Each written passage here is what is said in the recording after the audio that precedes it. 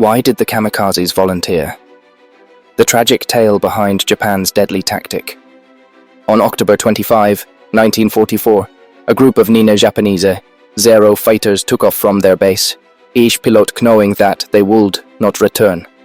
They were a part of Japan's desperate new strategy in the waning days of World War II, kamikaze attacks, where pilots deliberately crashed their aircraft into enemy ships.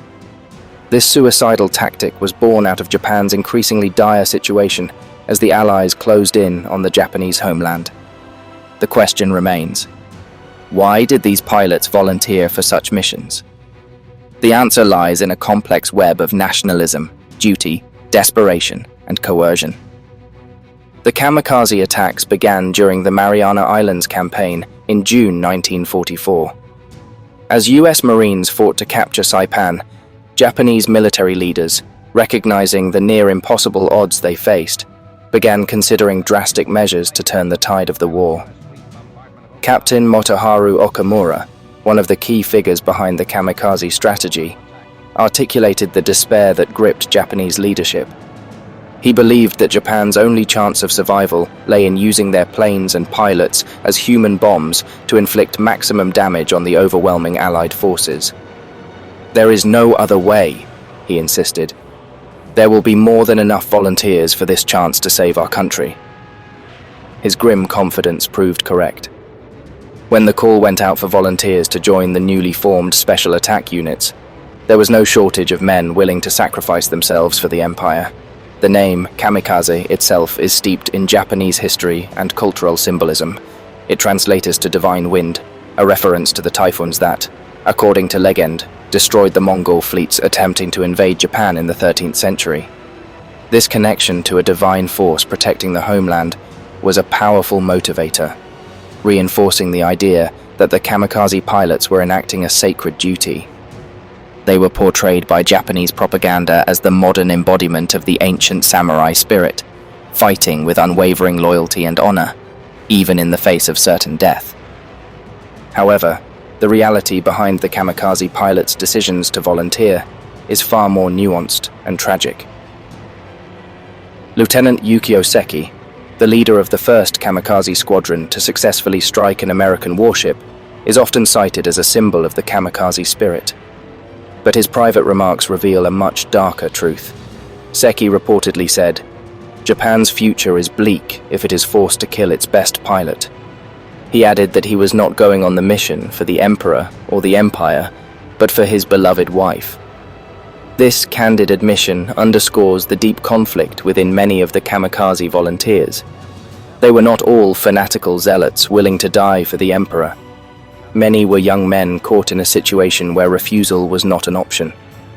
The decision to volunteer for kamikaze missions was heavily influenced by the Bushido Code, a traditional samurai code of conduct that emphasized loyalty, stoicism, and the belief in death before dishonor. From a young age, Japanese men were inculcated with these values, making the concept of dying for one's country a deeply ingrained ideal. The social pressure to conform to these ideals was immense. Takao Musashi, a kamikaze pilot, asserted that no one would volunteer for such a mission of their own free will. Yet, he noted, if volunteers were called for, practically all pilots would step forward, driven by the fear of social ostracization and the unbearable shame that would accompany refusal. The intense pressure to volunteer was not only psychological, but also systemic. Despite being portrayed as a volunteer force by Japanese propaganda, many kamikaze pilots were forcibly conscripted into the special attack units. Major General Miyoshi of the 30th Flying Corps admitted after the war that while the program started as a volunteer unit, it was later made compulsory. This coerced participation further complicates the narrative of the kamikazes as willing martyrs. Private Guy Toko, when asked how many men in his unit had volunteered for kamikaze missions, responded, "I never knew any." This stark reality highlights the tragic coercion behind the kamikaze program, where many young men were pushed to their deaths not by choice, but by fear and obligation. The stories of individual kamikaze pilots reflect the deep personal conflicts and sacrifices they faced.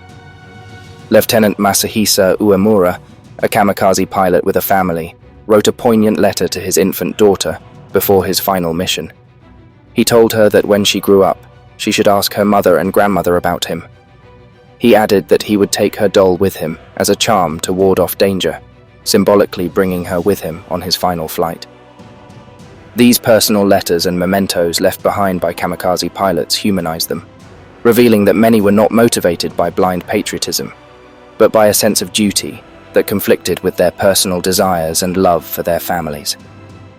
The desperate situation of Japan in the final years of World War II also played a crucial role in the rise of kamikaze attacks. By 1944, Japan had suffered devastating losses, both in terms of territory and resources.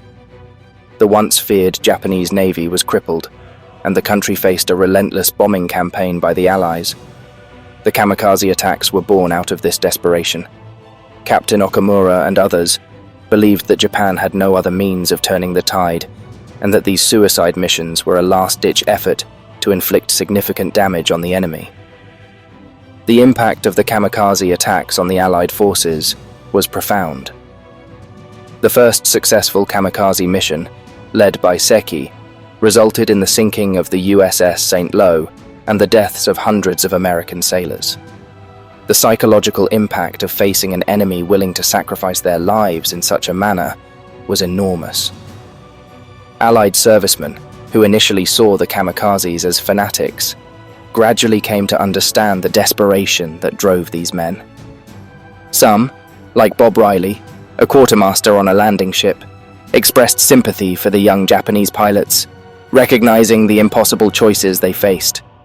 Despite the effectiveness of the kamikaze attacks in terms of inflicting damage on Allied ships, many Japanese officers opposed the strategy. They argued that it was a waste of Japan's dwindling resources and manpower. Captain Minoru Genda, one of the planners of the Pearl Harbor attack, refused to let his men join kamikaze squadrons. He believed that Japan's remaining aerial resources should be used to rebuild the pilot corps and improve aircraft, rather than being squandered in suicide missions. However, his advice was dismissed, and the kamikaze program continued to expand. The effectiveness of the kamikaze attacks led to a shift in Allied defensive strategies. Commander John Thatch, who had earlier developed the Thatch-Weave tactic to counter the Japanese Zero, proposed a new defensive strategy known as the Big Blue Blanket. This involved larger combat air patrols operating further from their carriers, radar picket lines of destroyers positioned to provide early warning, and aggressive fighter sweeps over Japanese airfields. These measures significantly reduced the effectiveness of kamikaze attacks, but they could not eliminate the threat entirely. The kamikaze pilots, flying often outdated and poorly maintained aircraft, faced overwhelming odds. Many of their planes were no match for the superior American aircraft and anti-aircraft defenses. Yet, despite these challenges, they continued their missions, driven by a complex mix of duty, coercion, and personal conviction. The US Navy, despite its initial skepticism, quickly realized that even inexperienced and poorly trained kamikaze pilots could inflict significant damage. As a result, the kamikazes became one of the most feared aspects of the Pacific War. In the end, the kamikaze strategy was a reflection of Japan's desperation in the final stages of the war. It was a tactic born out of necessity, driven by a belief that sacrificing the lives of young men could somehow turn the tide in Japan's favor. The reality, however, was that these attacks, while momentarily effective, could not change the outcome of the war. They were a tragic waste of life, as legions of promising young men were sent off to meaningless deaths, as Japanese historian Saburo Lenage later reflected. The legacy of the kamikaze attacks is a complex one. On the one hand, they are remembered as a symbol of the extreme lengths to which Japan was willing to go in its defense. On the other, they represent a tragic chapter in which the lives of thousands of young men were sacrificed in a futile attempt to delay the inevitable. Understanding why the kamikazes volunteered, or were coerced into volunteering, requires a deep appreciation of the cultural, social, and military pressures that shaped their decisions. It is a reminder of the human cost of war and the desperation that can drive individuals and nations to commit acts of unimaginable sacrifice.